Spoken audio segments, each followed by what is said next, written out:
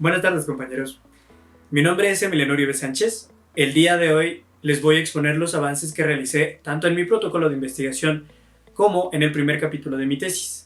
El tema de mi investigación es los efectos que ha generado la ausencia de una agenda de seguridad nacional integrada por un pensamiento geopolítico propio durante la administración de Enrique Peña Nieto, de 2012 a 2018. El planteamiento del problema es el siguiente. Desde el inicio de su vida independiente, la situación geopolítica de nuestro país ha determinado completamente su desarrollo. El problema es que el desarrollo que ha experimentado ha sido con base en la visión de este como un objeto geopolítico y no como un actor. Cuando México se separó de España en 1821, buscaba consolidarse como un Estado independiente y soberano, objetivos que solo podría lograr volviéndose consciente de la geografía de su territorio y controlándolo. Por esto es importante tener en cuenta las múltiples fronteras con las que cuenta nuestro país. Al norte con los Estados Unidos, al sur con Centroamérica, al este con el Océano Atlántico y al oeste con el Océano Pacífico. Las primeras tres tuvieron una importancia vital durante los 2 primeros siglos de vida independiente para nuestro país. Pues sin la protección de una potencia extranjera y de igual forma, con todos los problemas de organización interna que teníamos, fuimos blanco fácil de diversos poderes extranjeros que tenían interés en la integridad, en tomar partes de nuestro territorio.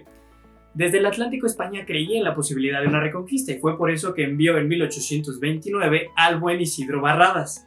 Posteriormente Francia, con Luis Felipe y posteriormente bajo el mando de Napoleón III, trataron de invadir México porque veían en nuestro país una posible colonia. Avanzando en el tiempo, llegamos al momento en el que México decidió enfrentarse a las ambiciones de expansión que tenían los estadounidenses. El problema fue que no resultó bien para el país. Perdimos en 1847 más de la mitad del territorio. Posteriormente, la situación de la frontera al sur con Guatemala tampoco era buena.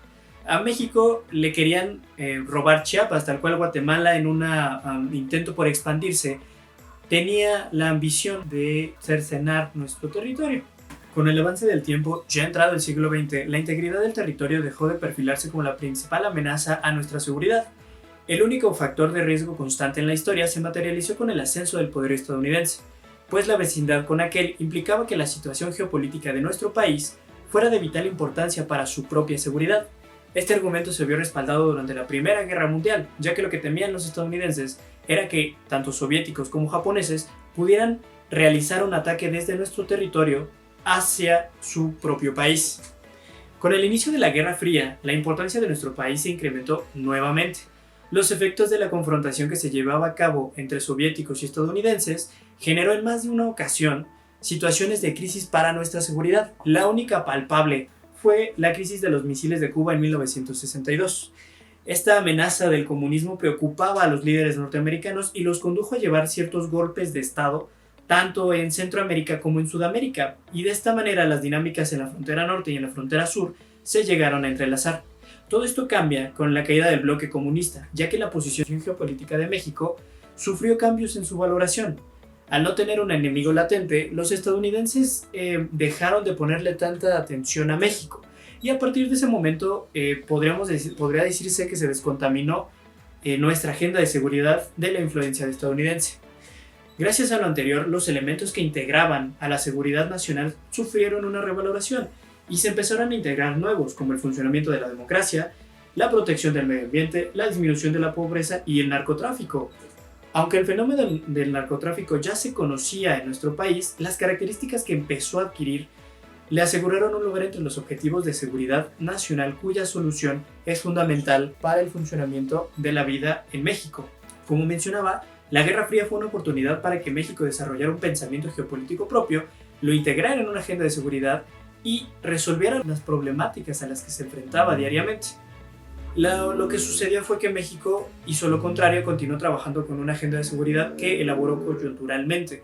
Entonces las prioridades cambiaban conforme cambiaban las administraciones. Lo que es interesante y preocupante es que lo que sí se mantuvo constante fue el crecimiento del narcotráfico. La importancia de esta investigación radica en el hecho de que hasta hoy en día la situación no ha mejorado significativamente. Por mencionar algunos aspectos de la misma, en la actualidad cerca de 9 millones de personas no cuentan con un servicio regular de agua potable. En diversas regiones del país, los niños no cuentan con acceso a la educación primaria. Y por último, y siendo el tema sobre el que estoy profundizando, el incremento de la actividad de diversos grupos criminales a lo largo del territorio ha impedido garantizar el imperio de la ley.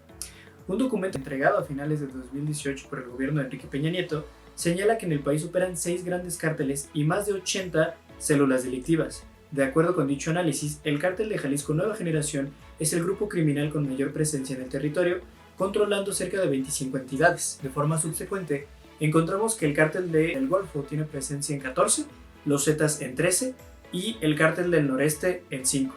Esta situación es realmente alarmante. La hipótesis bajo la cual se sustenta esta investigación es que, contrario a la posibilidad que México tuvo, gracias a la mayor libertad que le otorgó el fin de la Guerra Fría, de desarrollar un pensamiento geopolítico propio, basado en el conocimiento de su composición geopolítica, no lo hizo. Nuestro país optó por ignorar la posibilidad de integrar este conocimiento dentro de una agenda de seguridad y utilizarlo para construir un proyecto geopolítico nacional, dentro del cual se priorizará la resolución del narcotráfico como un objetivo crítico para el funcionamiento del país.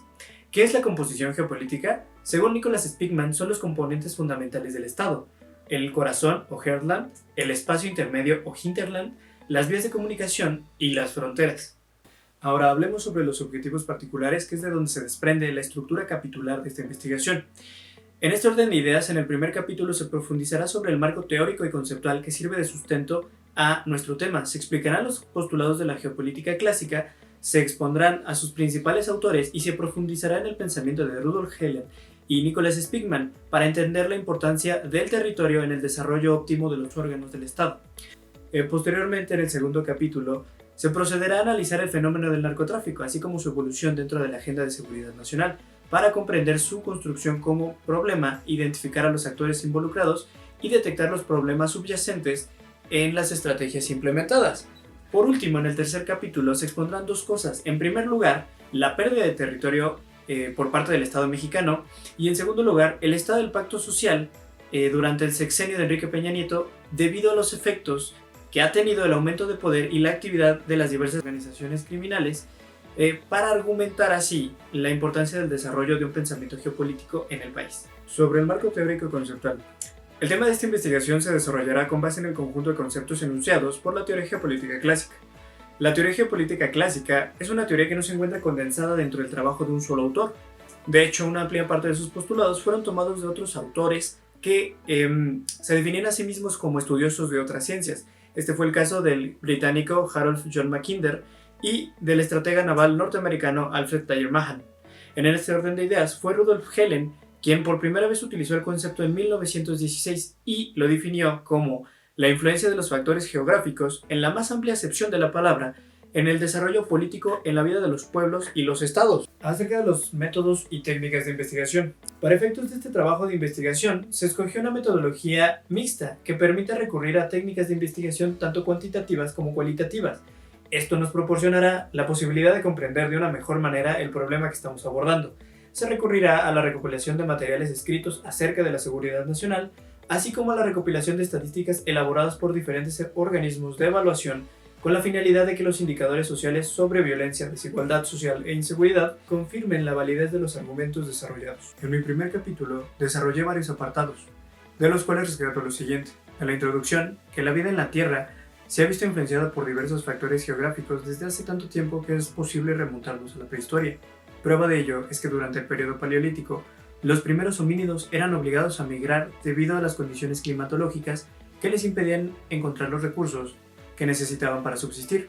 Acerca de los antecedentes, podemos decir que aunque la influencia de la geografía ha existido durante millones de años, fue hasta hace miles que dicha influencia fue expuesta por diversos individuos, entre los que podemos mencionar a Aristóteles, quien postuló el pueblo y su entorno son inseparables y se ven afectados tanto por la geografía como por su pensamiento político. Estas ideas continuaron siendo desarrolladas y tienen importantes exponentes que deben mencionarse, como Dietrich Heinrich Bülow y Karl Ritter. En mi siguiente apartado hablo de Friedrich Ratzel, quien debido a la influencia del pensamiento darwinista concebía el Estado como un organismo vivo. Este organismo vivo nacería, se desarrollaría y por fin moriría. Ratzel elaboró 7 leyes acerca del crecimiento de los estados. Me gustaría hablar de Mahan y Mackinder, pero por cuestiones de tiempo los dejaré de lado. Ahora, acerca de la definición de geopolítica. Lo primero que entiendes al estudiar este tema es que la geopolítica tiene un carácter dinámico, lo que indica que su definición, al igual que el Estado, no puede permanecer inmutable. Está sujeta al contexto histórico en el que ha vivido cada uno de los autores. Pero si tuviera que dar una definición, elegiría dar la de Helen, quien nos dice que la geopolítica se puede entender como la influencia de los factores geográficos, en la más amplia acepción de la palabra, en el desarrollo político, en la vida de los pueblos y estados. Casi para finalizar, debo continuar con el pensamiento de este autor, el cual concebía al Estado como un organismo vivo semejante a un ser humano, y como tal, nos dice que tiene el objeto de obtener el mayor desarrollo posible. Este desarrollo, nos dice el autor, depende de la condición que experimente cada uno de los 5 órganos que lo componen: la geopolítica, que se encarga del estudio de la organización política del territorio; la demopolítica, que estudia a la población; la oikopolítica, que examina los recursos económicos; la sociopolítica, que investiga la estructura social; y la cratopolítica, cuyo objeto es la constitución y organización gubernamental. Para Helen, el territorio y la conciencia que un pueblo tenga de su significado es de vital importancia para que se pueda desarrollar. Por último, debo hablar de Nicholas Spiegelman, quien fue uno de los geopolíticos más importantes y cuyas aportaciones fueron determinantes durante la Guerra Fría. La relevancia de su pensamiento para esta investigación es que postuló que la geopolítica se constituye como una base fundamental para la construcción de la seguridad de una nación, y para este fin señala que es necesario conocer los componentes geopolíticos de nuestro Estado, el cual se divide en 4 componentes: el Heartland o corazón, donde la mayoría de las veces se encuentran los principales órganos políticos y de donde emana la fuerza del Estado; el Hinterland o espacio intermedio, que se constituye como el espacio que rodea al corazón y lo protege; las vías de comunicación, que son la infraestructura que permite llevar los impulsos desde el corazón; y las fronteras, que son el órgano externo del Estado. La geopolítica es entonces una ciencia práctica que está orientada a construir líneas de actuación política para los estados, basándose, en primer lugar, y como se ha dicho a lo largo de este primer capítulo, en el nivel de conciencia que estos tengan de su geografía. Eso es todo por mi parte.